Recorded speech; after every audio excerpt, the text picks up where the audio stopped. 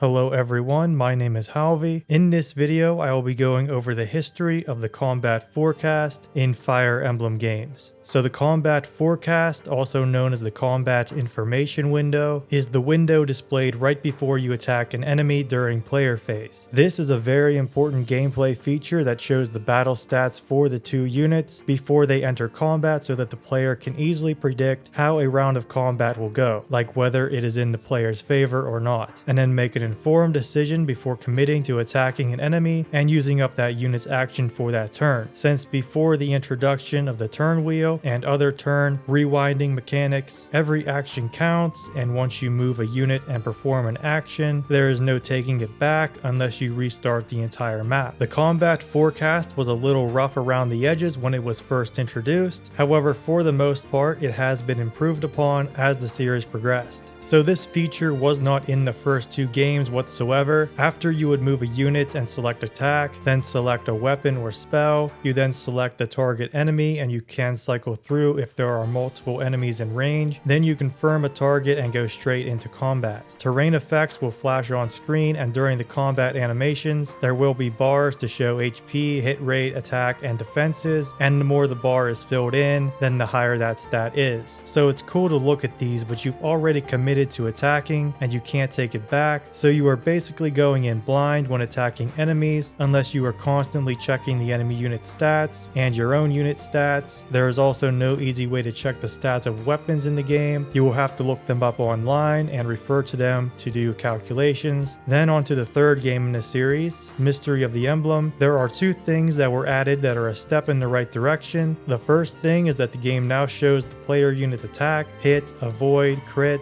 attack speed, and effectiveness when selecting a weapon. And the second thing is that when targeting an enemy, it shows most of that enemy's battle stats, mainly the important ones like HP, attack, hit, avoid, crit, attack speed, defense, and resistance. So in this game, you can see your unit's battle stats when selecting a weapon, and then do the calculations yourself for how much damage you can do, what your hit chances are, and what the enemy's hit chances are. Whether you will double or get doubled, you would have to select a weapon and then look at the enemy stats, then go back out and back in to compare the stats and calculate your best options before committing to actually attacking the enemy. Then the attack animations will show the already calculated hit and crit chances for both sides, but it won't show calculated damage. It instead has the attack and defense or resistance stats for each side. One problem in this game is that you can't see your own unit's HP, defense, or resistance during the weapon selection, so you would have to back out and go to the unit stat screen if you would like to check those before attacking an enemy. The combat forecast saw its first actual appearance in the fourth game, Genealogy of the Holy War. Here it displays the enemy unit's name, class, weapon, and level, then shows both units' attack, defense, or resistance, and hit rates. The hit rates are already calculated. However, if you want to know how much damage you will deal or receive, you will have to calculate that yourself. Crit rates are just not shown. They are not shown anywhere actually. It's pretty much a hidden stat, and crits work very strangely in FE4. You can figure out your crit rates if you know what you're looking for, but I won't be going over that here, and I believe there is a patch out there that will show crit rates, but I haven't tried it out myself. This combat forecast is not the prettiest, but it does get the job done in the most basic sense. There are some things missing though that get fixed in the next game, FE17. So FE5 kept everything from FE4 and added the player unit's name and level, and for both units it added crit rate and attack speed. It also has a much cleaner look to it. The hit and crit rates are already calculated, and if you know how much speed is needed to double, then you can easily calculate whether you double or not, or if the enemy will double. You will still have to calculate the damage you deal and receive, so how can it be improved from here? Well, the next game, The Binding Blade, has the answer. So starting in FE6 and continuing into the 10th game in the series, Radiant Dawn, by default the combat forecast will show the already calculated damages, which is known as might, as well as the hit and crit rates. There will also be a ×2 that appears next to the damage numbers to indicate if a unit doubles, and if it's a ×4, they are going to quadruple with a weapon that has the Brave effect. It also shows both units' weapon icons and indicates with arrows whether there is a weapon triangle advantage or disadvantage. The weapon icon will glow if it's going to deal effective damage. In Radiant Dawn, it will show if biorhythm is good,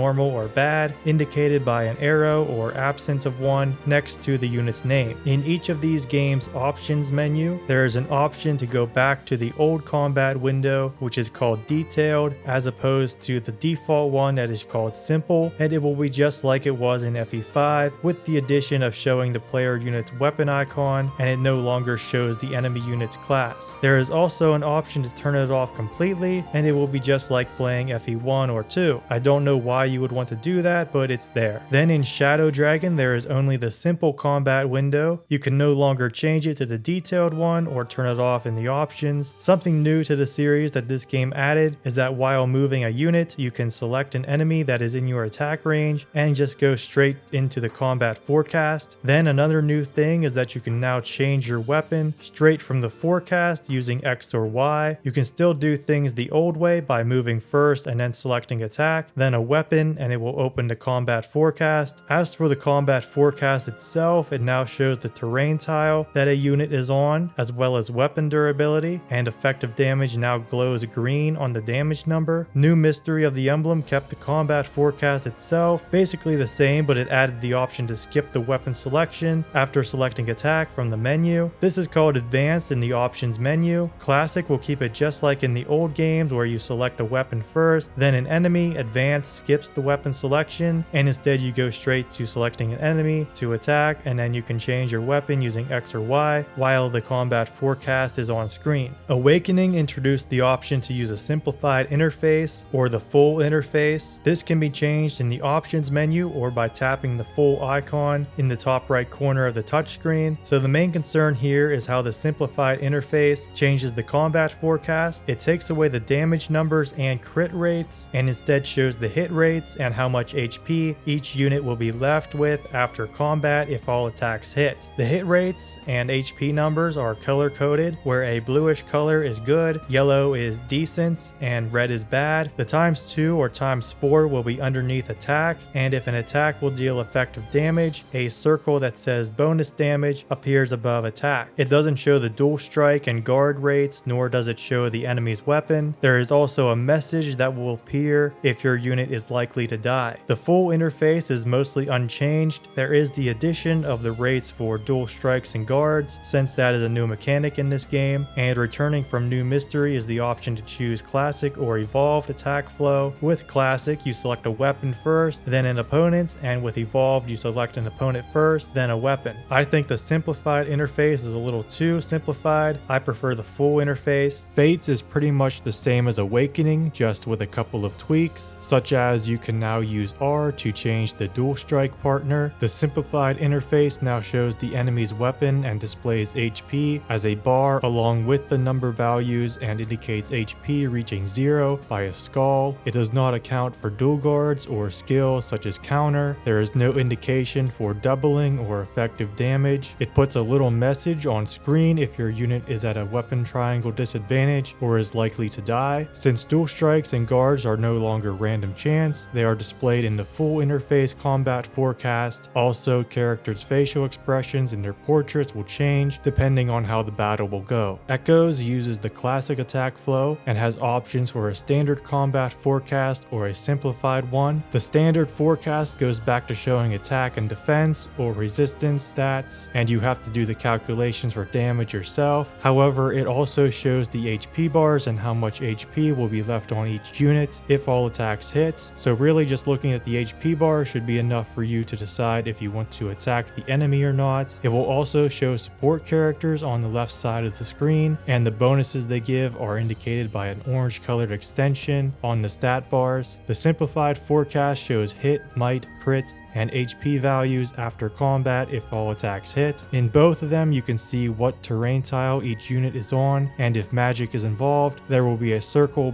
/ symbol to indicate that magic ignores terrain bonuses. The HP bars account for the HP cost of spells and combat arts. You can use X or Y to swap spells or weapons, and just like in Fates, the character's facial expressions change depending on how the forecast is looking. Three Houses uses the classic classic attack flow, and in the combat forecast, you can swap through weapons, spells, and gambits with X and Y, and can swap through combat arts with ZL and ZR. Skills are displayed for both units. It shows HP bars and how much HP would be left on each unit if all attacks hit. If the unit has an adjutant, that will also be shown. Linked attack and gambit boost bonuses will glow blue. You can see the unit's battalion endurance, and it shows if you will lose endurance or not. Weapon durability is shown. Effective damage is indicated by a check mark next to the damage numbers. Something else that Three Houses does is show aggro lines for the enemies and show who they will target, and show the little forecast with might and hit against that unit.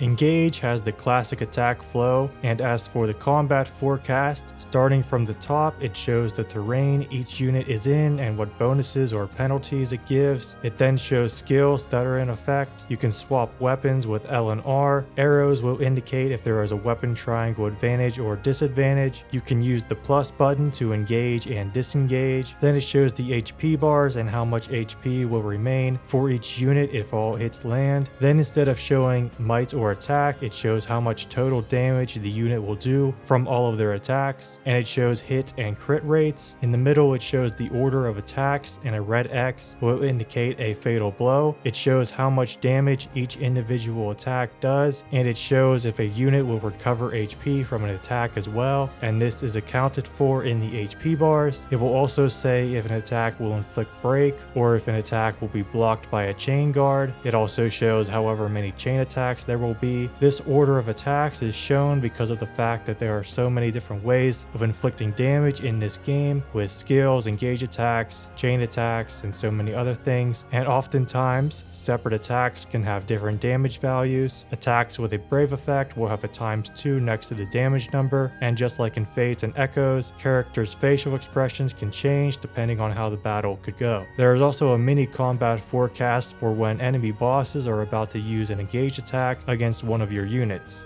And with all that said, this is the end of the video. Thank you for watching, and if you enjoyed it, like, comment, subscribe, and have a great rest of your day.